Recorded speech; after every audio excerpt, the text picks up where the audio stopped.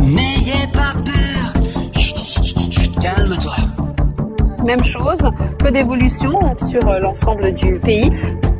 Et je vis dans un monde virtuel. Dans toute guerre, vous avez une guerre de la communication et de la propagande pour expliquer que l'autre est le méchant, le gentil, le cruel, etc. Et que soi-même on représente le bien, la grandeur. Rappelez-vous que Fox News sur l'Irak n'a rien à envier à la télévision russe aujourd'hui. Bon. Donc il faut être assez critique, si vous voulez, aussi sur la façon dont, de toute façon, tout gouvernement qui fait une guerre la décrit. Rappelez-vous qu'en Algérie, on appelle ça de la pacification. Et on l'a jamais qualifié de guerre d'ailleurs. Et donc là aujourd'hui, effectivement, on a quelqu'un qui est d'une tradition soviétique, c'est-à-dire que si il décide qu'il fait beau demain, les médias raconteront qu'il fait beau demain. Cela dit, alors l'indice de confiance est très faible au nord et pour la journée de mardi, eh bien, on aura cette dégradation qui va s'installer sur le nord-ouest. Entre ces deux zones, ce sera possible, mais à vérifier vraiment parce que l'indice de confiance est assez faible pour cette fin de semaine.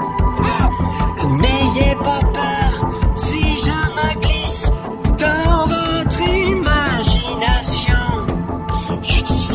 Calme-toi. Vladimir Poutine veut se rendre d'abord maître militairement du terrain afin de négocier dans les meilleures conditions. Nous savons précisément quelles seraient les conditions acceptables pour les Russes pour l'arrêt de la guerre en Ukraine.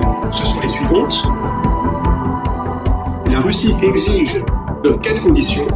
Elle exige que la Crimée soit reconnue par l'Ukraine comme faisant partie intégrante de la Russie. Elle exige que les républiques séparatistes soient reconnues comme indépendantes dans leur oblast, donc dans leur région complète.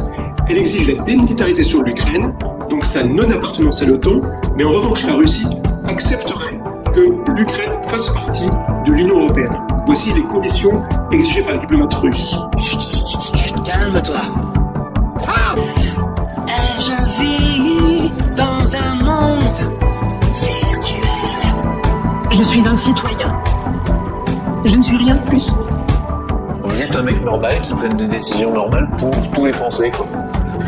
Mais au final, on ne pense pas voter. Calme-toi. Sur l'ensemble du pays. N'ayez pas peur si je me glisse dans votre imagination. À vérifier vraiment parce que l'indice de confiance est assez faible. Comment les prendre? Je pense que quand j'ai acheté ça, c'est que dans ma tête, c'est ça, je me dis, j'ai quand même un morceau d'histoire, du mur, et on saura, je pense, jamais vraiment le nombre de gens qui ont été tués par les Vopo en tentant de rejoindre la liberté et de fuir la grisaille communiste. L'idée est vraiment juste d'informer, c'est tout. Alors, je suis un citoyen.